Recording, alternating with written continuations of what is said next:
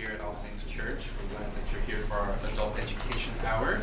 And I'm pleased to introduce Sharon Markinson to, in our second of this 2-week series of issues on climate change.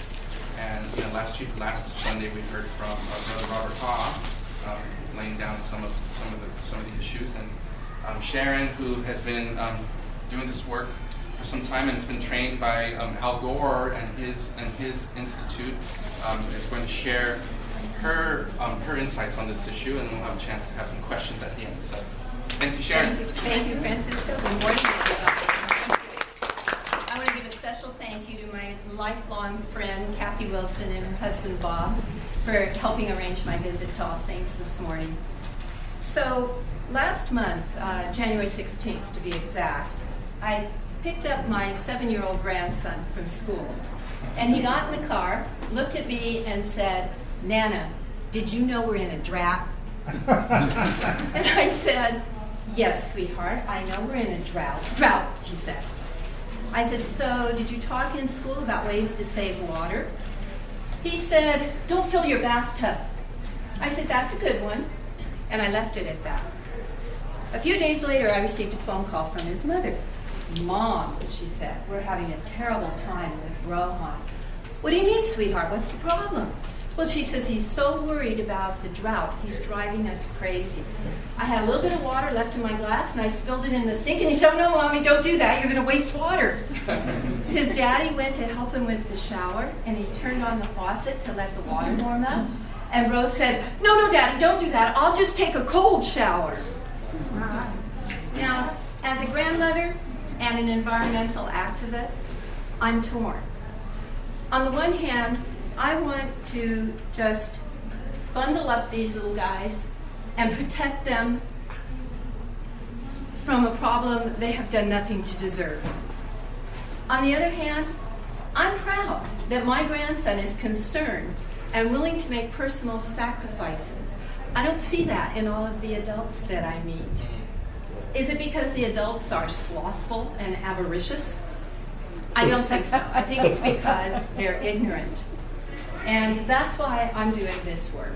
Because I believe that if people understand the profound implications of the crisis that we're in, that they will feel compelled to act. And yes, to sacrifice. So I'm hoping that my presentation motivates us. Now I know that folks in this audience are already, many of you, doing a great deal. But in this situation, frankly, none of us are doing enough. So I'm hoping that we become motivated to make more sacrifices as the Lenten season approaches, and then to continue those throughout our lives.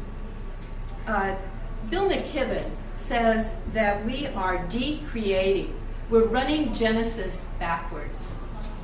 The planet has changed, and it's not going to be the same again in our lifetimes or in our children's lifetimes.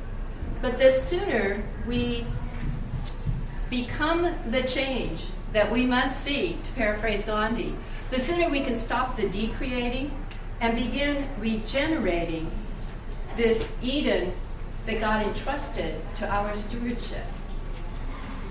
So, how many of you were here last week to hear Robert Haw? Oh, good, okay. I'm going to quickly summarize the climate science and climate dynamics that he spent 45 minutes discussing, so bear with me. The human burning, of fossil fuels puts excess carbon dioxide into the atmosphere. Excess global warming gases, including carbon dioxide.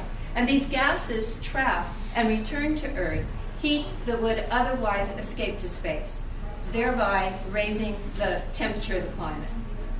Now, Mr. Haw further explained that warm air holds more moisture.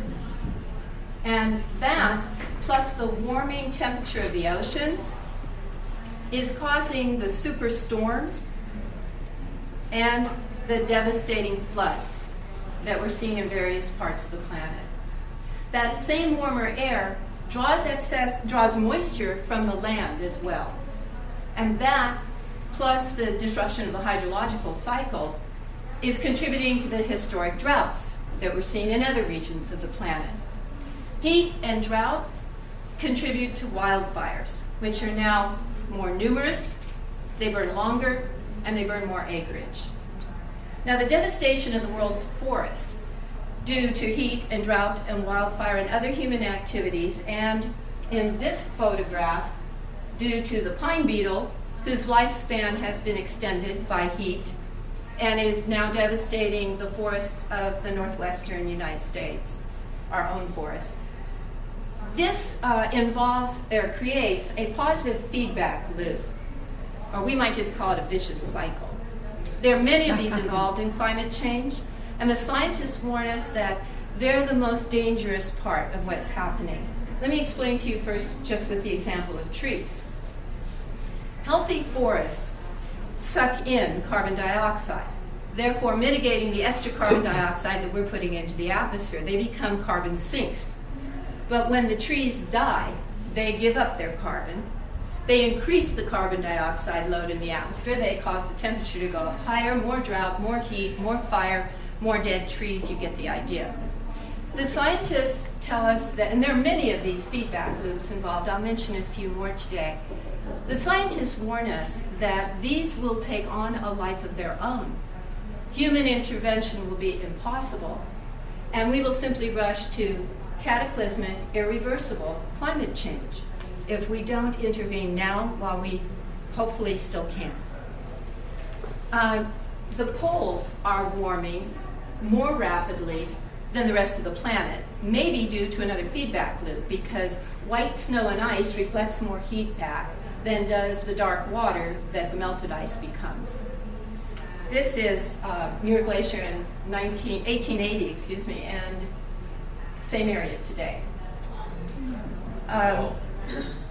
So the melting ice sheets of West Antarctica and the Greenland ice sheet are contributing to sea level rise.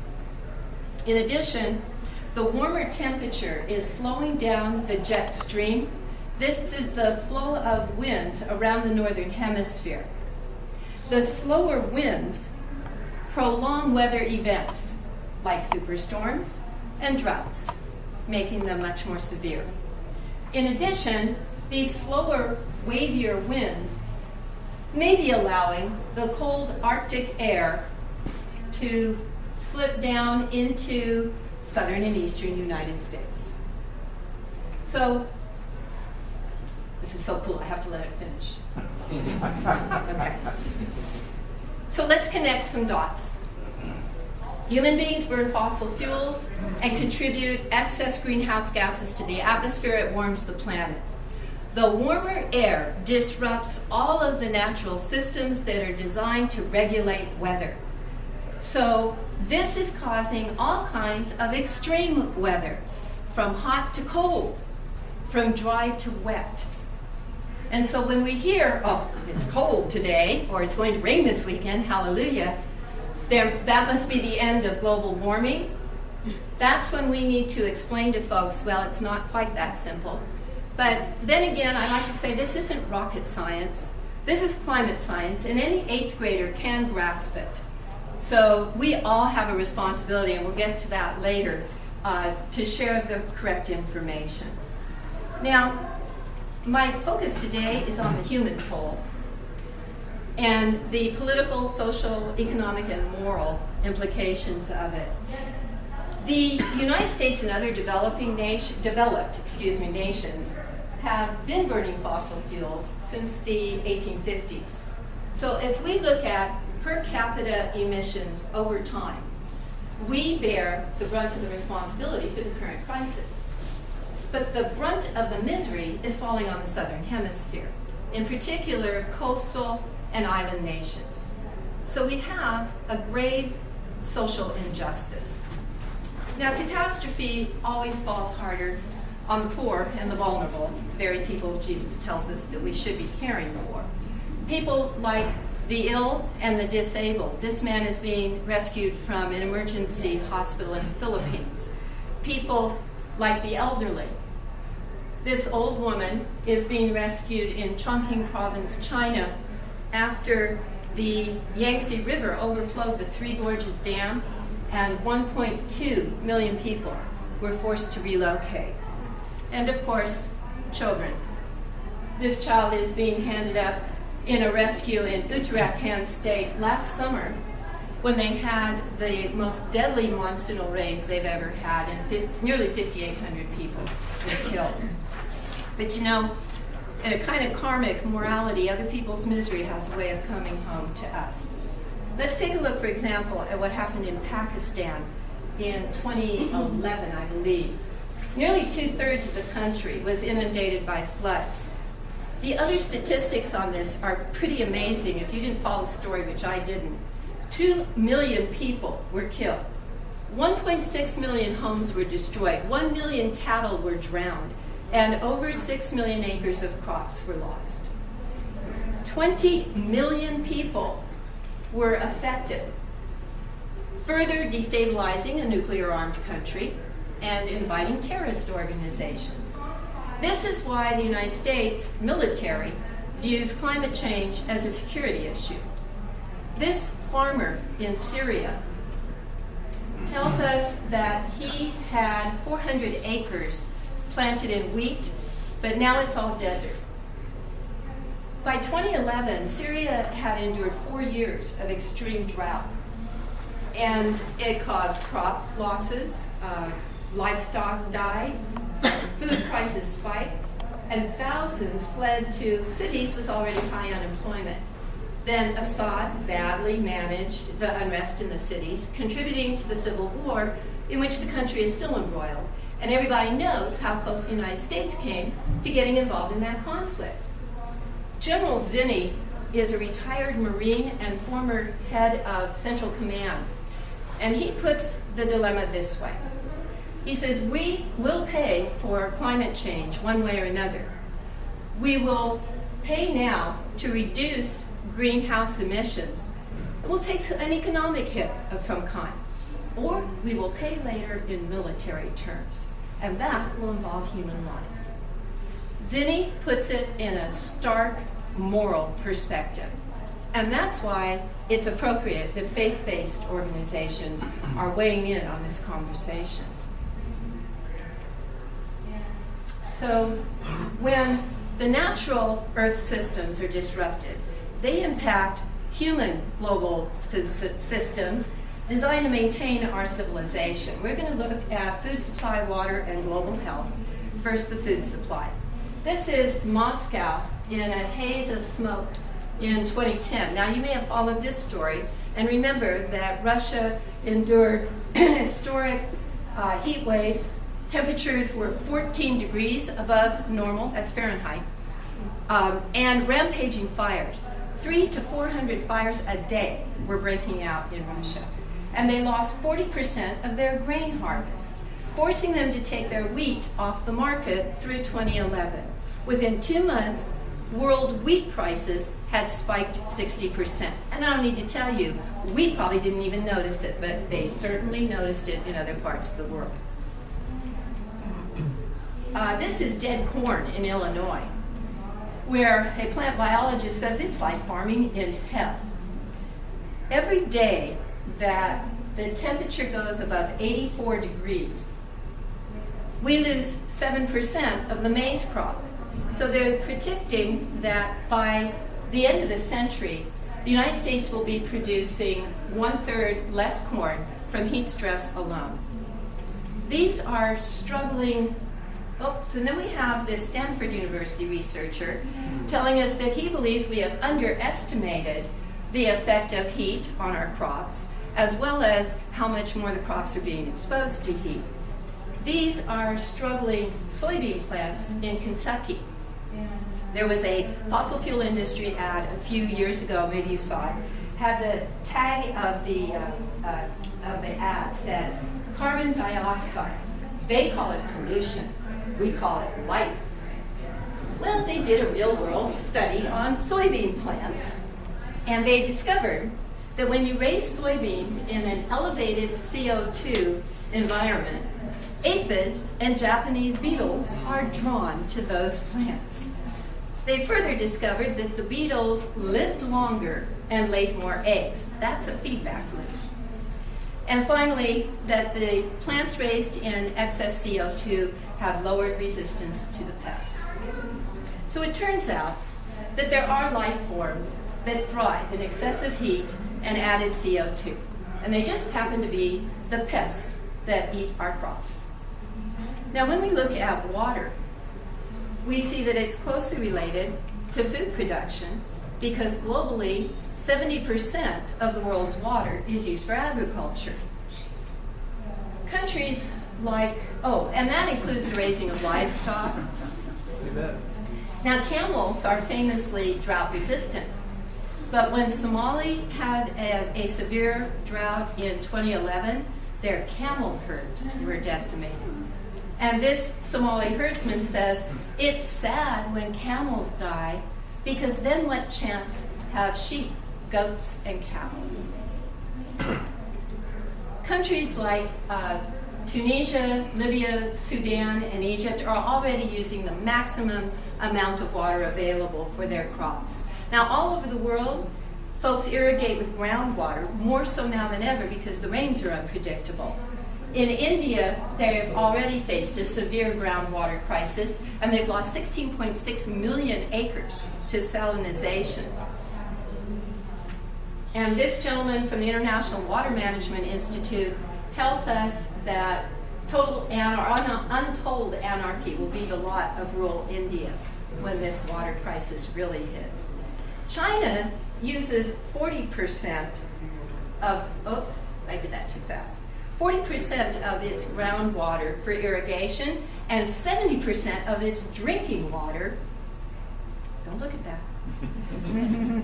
70% of its drinking water comes from the ground. And some of their aquifers are dropping by more than a meter a year. It's not just developing countries that are facing water issues. These are crop circles. We're looking down on crop circles in Kansas. And of course, the High Plains are the breadbasket of America. But the High Plains aquifer also has the highest rate of water extraction of any aquifer in the United States. And precipitation is insufficient to recharge it. So they're saying that by in the next 30 years, 35% of the southern High Plains will not be productive. But nobody needs to tell Californians about the relationship between water and agriculture. We all know that Governor Brown declared a drought emergency on January 14th. And most of us probably know by now that this is the driest year ever on record for the state of California. So when we hear, and those of us who've lived here for a while know, we always have water issues in California. We have to realize this is different. Scientists have been warning for years that there will be a mega drought for the western United States, a period of decades of below normal precipitation. Now, California produces half of the nation's fruits, vegetables, and nuts. Our famous fisheries, our vineyards, our livestock, all are threatened. The California Department of Food and Agriculture estimates that our farms and ranches generate $100 billion of economic activity. There is going to be a steep price to pay, here in California for sure, for the rest of the country and parts of the world as well. You know, Governor Brown has the unenviable job of trying to appease many factions, none of whom are going to get what they want.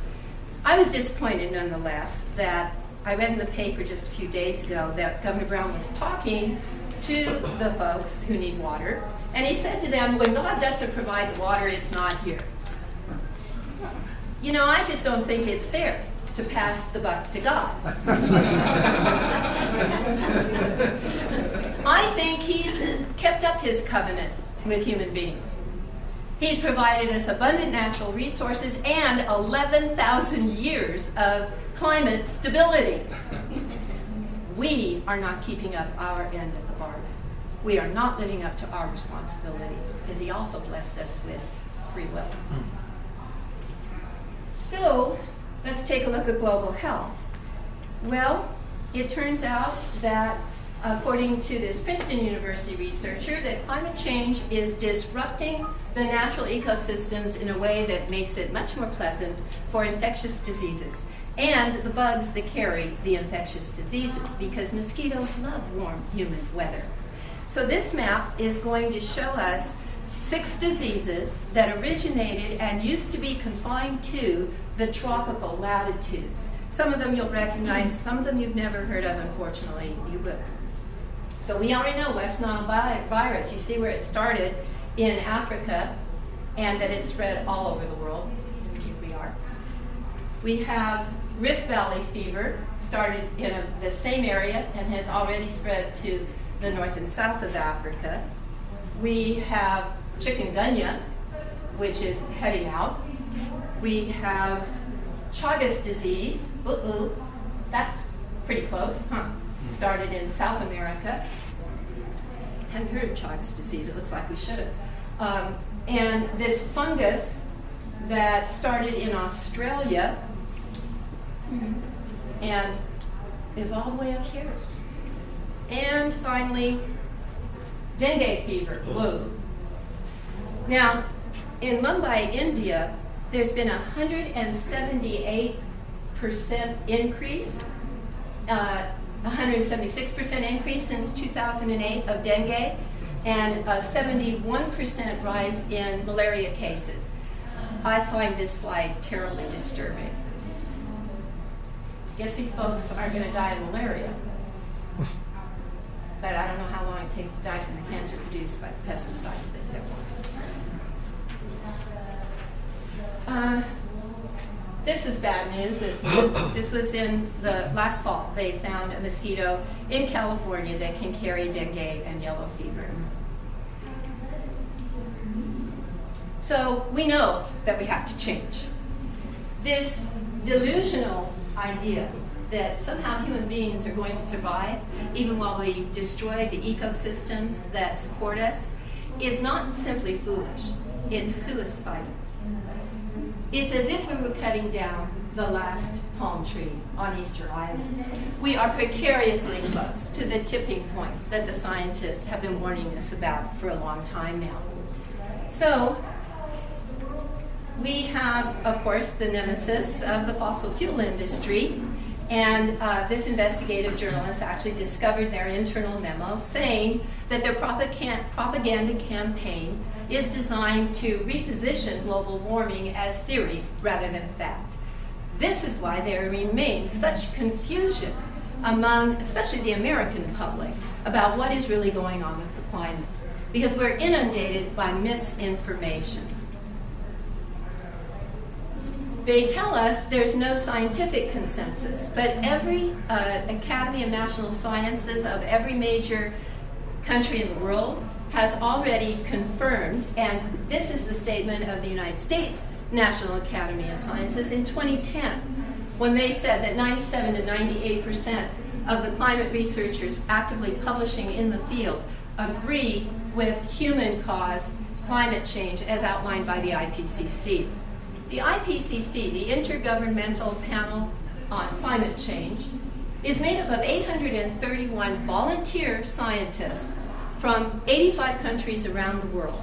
And they don't do the science, they read the peer-reviewed international work having been done up to date, and they summarize it and report it for the purpose of advising world governments on climate change policy. Here are their most notable findings from the report issued last September. The first is that human activities such as burning of fossil fuels has been the primary cause of climate change since the 1950s. The oceans are on target to rise by 3 feet if we don't change. The temperature is on track to rise 5.4 degrees this century. Now, this is ironically interesting. The climate skeptics have criticized the scientific work being done on climate because it's based on climate models. And they say the models could be inaccurate. Science is naturally conservative. And it turns out, if there's any inaccuracy in the models, they have grossly underestimated both the rate and the degree of the crisis that we're facing. And there's more and more coming out on that. And finally, the report notes, it notes much more. These are just a few things for us today. Ocean acidification is virtually certain to continue. Acidification is what happens when the oceans absorb excess carbon, and it destroys marine ecosystems. Stockpile all your fish.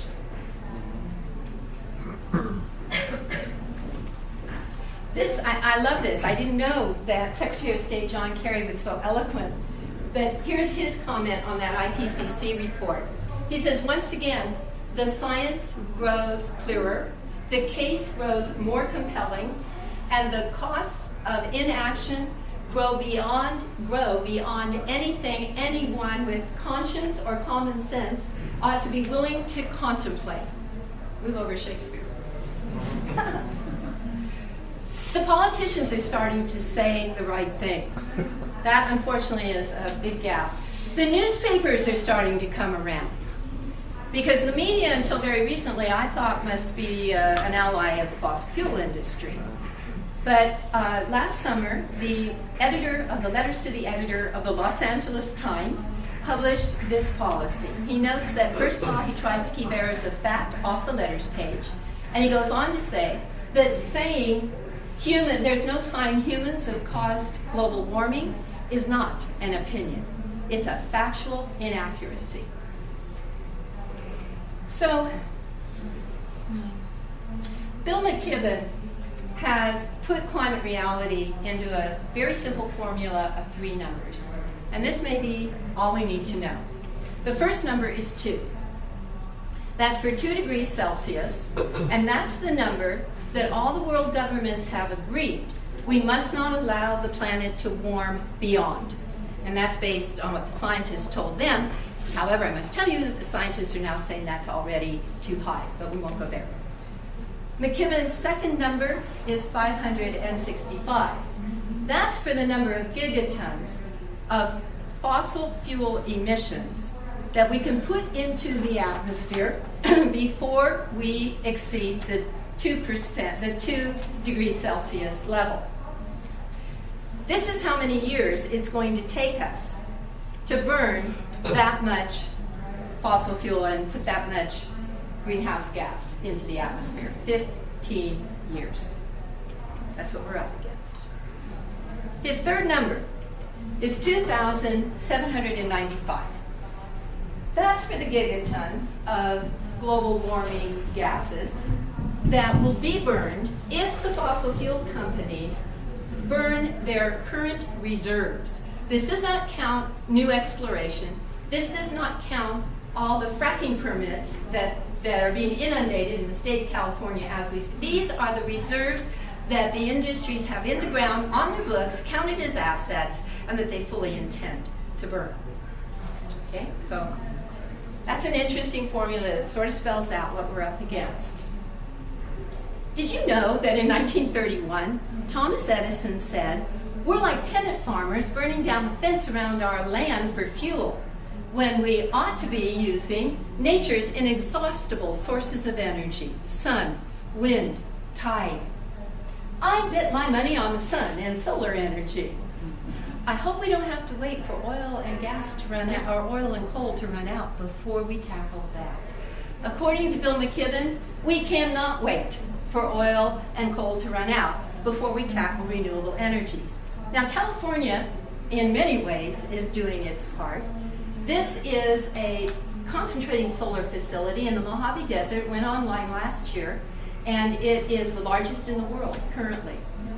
Now, the good news is renewable energy is burgeoning all over the planet. I have dozens of slides of pictures of big windmills and solar panels. They just, aren't very exciting, so we're not going to look at all of those, but we are going to focus on 2 countries because there's another myth we need to dispel. And that myth is that China and India, with their huge populations and their burgeoning middle classes, are going to burn so much fossil fuel that it doesn't matter what the United States does. But China has been on it. They have, in 5 cities and 2 provinces, they've had a pilot cap and trade system that they're planning to roll out across the whole country in 2015. China has 300 million people living near sea level. they are not going to abandon their pursuit of renewable fuels. They are the world's leader by far in the production and installation of photovoltaic cells. This chart will show us the United States is the blue line on the bottom, but we're getting there. We're working. We're doing better. This only goes to 2010. Things have grown exponentially since then, but there's China. I think it's a little embarrassing that the United States is allowing China to take the lead in the technology of the future. It could be worse than embarrassing. It could cost us. Did that go up again? India has committed to quadrupling its energy from renewable sources by 2022. And they have put a tax on coal to achieve that. See, countries like China and India move quickly. Once their governments decide what to do, they just go and do it. The largest coal company in the world, Coal India, is pursuing the manufacture of solar power for commercial use because they want to lower their costs. India imports coal. And besides that, they're smart to do it because this chart will show us, no surprise, that as production of solar photovoltaics increase, cost plummets. And it's predicted that by the end of the decade, solar power will be on a par with coal in cost. And by the way, India has 100 million people living near sea level. And the last thing they want is another 100 million Bangladeshi climate refugees crossing their border. In fact, they are currently building a wall on their border with Bangladesh. We all know how well border walls work out, don't we? You know, this comment from the CEO of ExxonMobil. Thank you. Thank you. Sometimes I think I'm crazy, so I love to get an audience response. You know, you just don't know where to begin. And he made this comment just last May.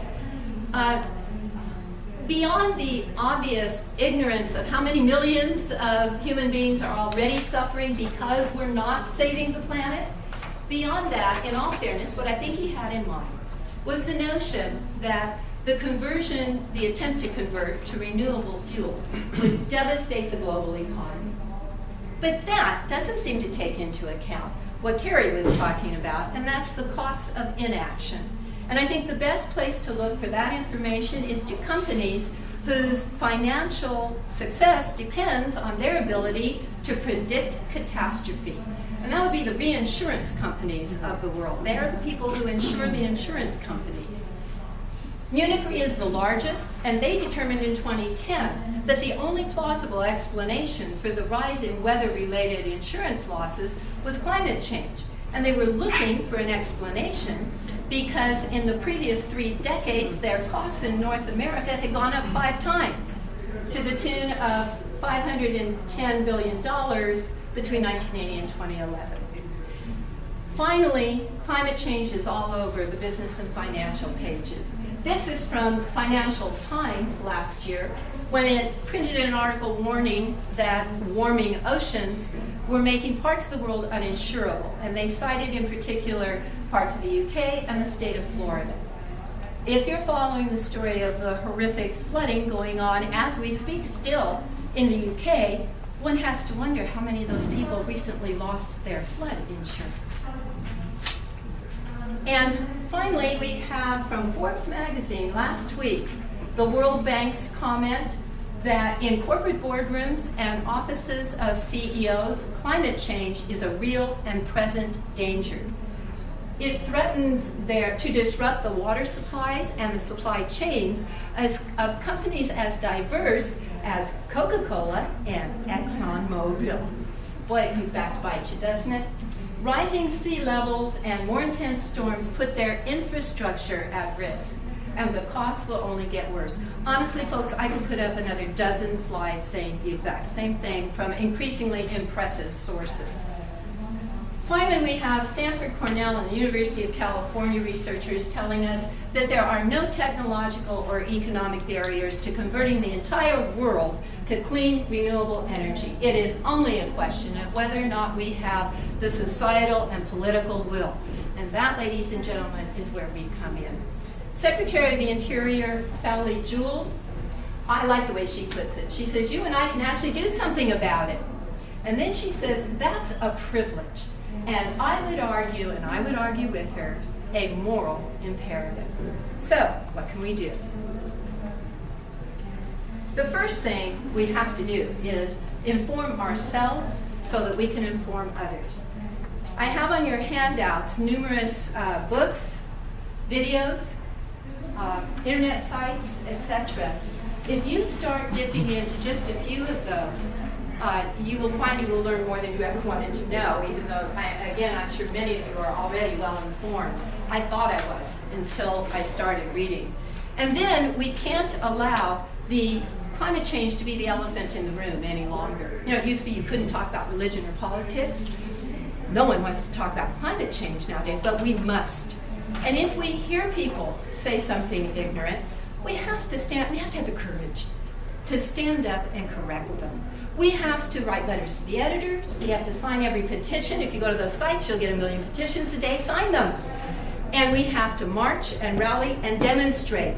We've got to get in the streets. This has to be a mass grassroots movement because the politicians have no reason to get out of the pockets of the fossil fuel industries until we make them. The climate march starts Saturday. My husband and I will be on it for the first 5 days. Folks are marching across the country to Washington, D.C. I know you guys had some flyers out on it. I also have some brochures here. If you want to show up in the rain, hallelujah, on Saturday at the Port of Los Angeles, there's going to be a kickoff rally.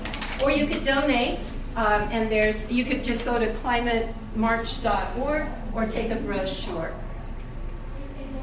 Join the organizations. Support them with your money and your time. This is a limited list. There's a much longer list on your handout, and there are many more than I ever listed. Some of them, as you can see, are the old-time traditional organizations that are now focused on climate change, because really, that's the umbrella issue. Nothing else is going to matter soon. These are all outstanding. 350.org is Bill McKibben's organization. I mentioned him several times.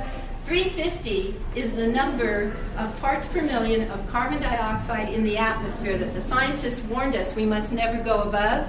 We're at 400 now.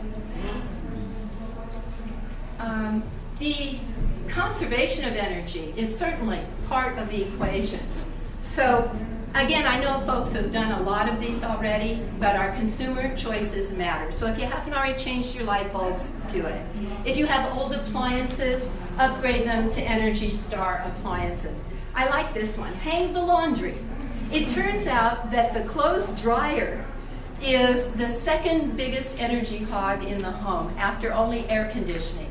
And by the way, talk about a feedback loop. I was thinking about this summer. We're going to want more air conditioning, aren't we?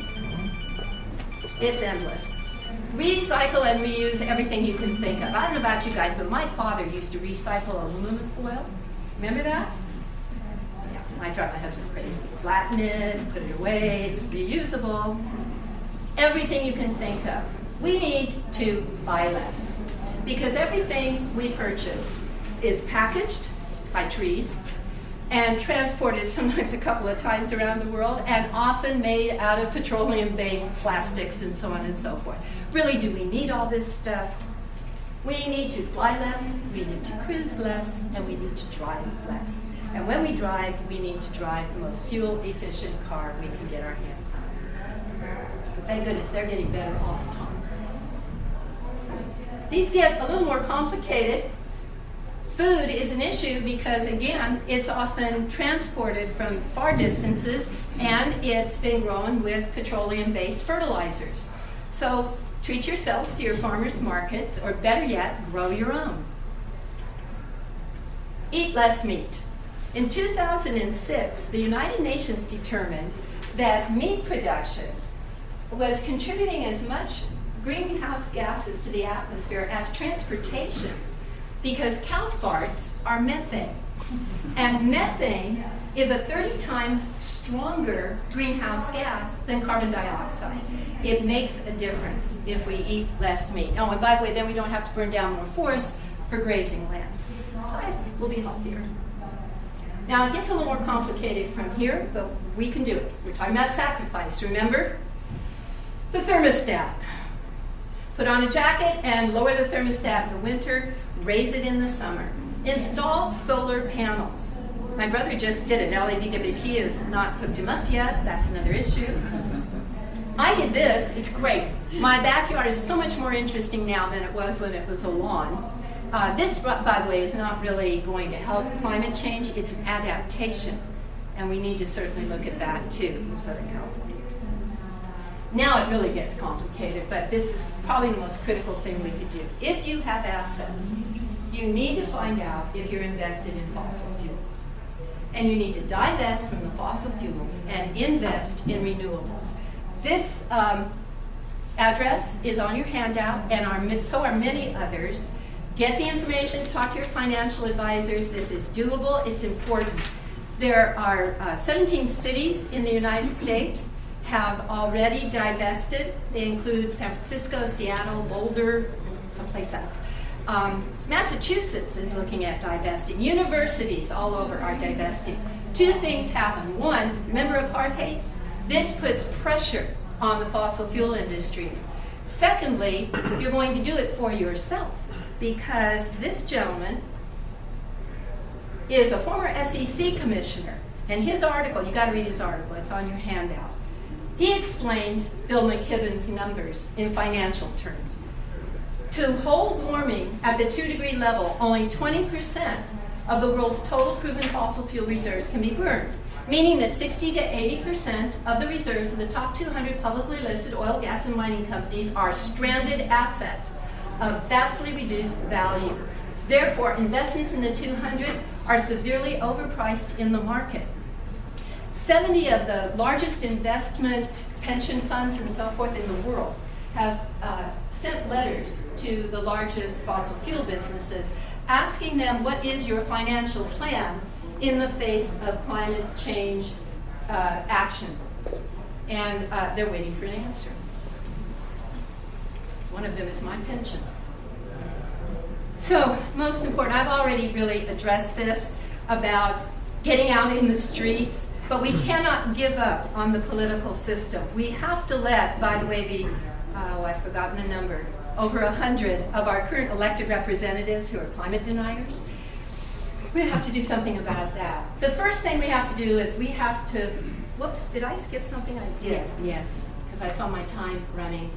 So we need to tell the politicians that the first step is to eliminate the subsidies to the fossil fuel industry. Obama's been calling this for every year of his term, by the way. It's never passed.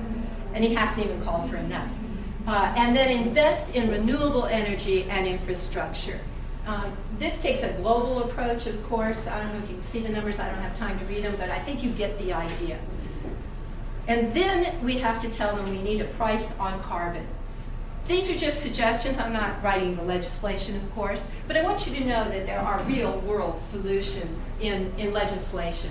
If they put a price on carbon, it could be a revenue-neutral tax that would come back to the consumer so to offset the additional costs that we would pay if there's a tax on carbon.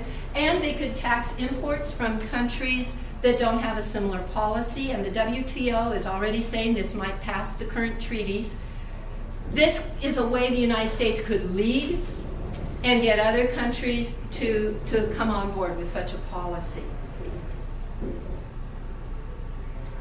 Ansel Adams says, it's horrifying that we have to fight our own government to save the environment. You know, I agree, there's just something so terribly wrong about this, but that's the way it is, and we need to join the fight. And we have Margaret Mead for inspiration.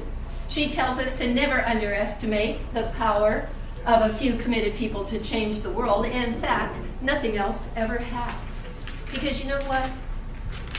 In all the universe, we don't have another home. There is no planet B. And when we estrange ourselves from the natural world, we estrange ourselves from our spiritual selves. We forget that life is sacred. This picture of Earth taken from the barren moon sends so many messages to us. We see the fragility and the finite nature of Earth. We see its ethereal beauty, and we see its profound uniqueness. To our knowledge, life does not exist anywhere else. So that's our commons. But each of us holds in our heart something special that we would be willing to sacrifice. So I want you to think about that for a minute. Maybe close your eyes. What is it for you? Walking on the beach, reading under a tree, dinner with your spouse. What are you willing to make sacrifices for? Compliments of Gary Goldstein. We have more pictures of what my husband and I are sacrificing for.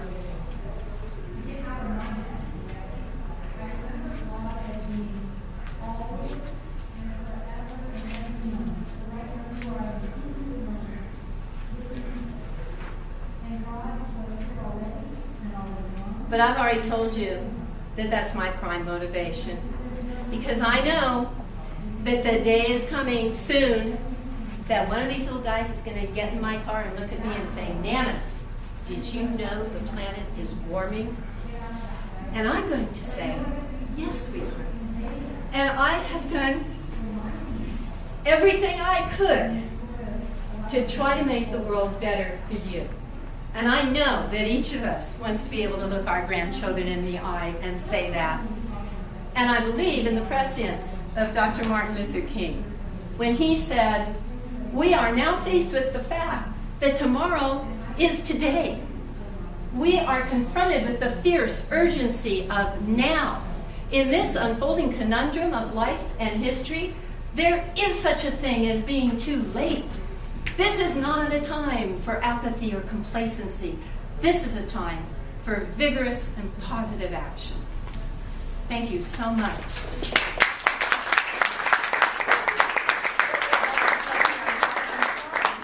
you have any comments, though, if you don't have to rush off, I'm happy to listen to comments and questions. Thank you, Sharon. We have time for maybe one or two questions. Yes, sir.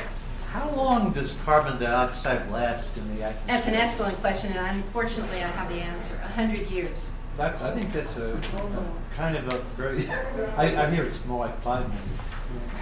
You know, and I must tell you, I'm glad you make that point, because I get frustrated in creating slides because the range of figures that I read are so great.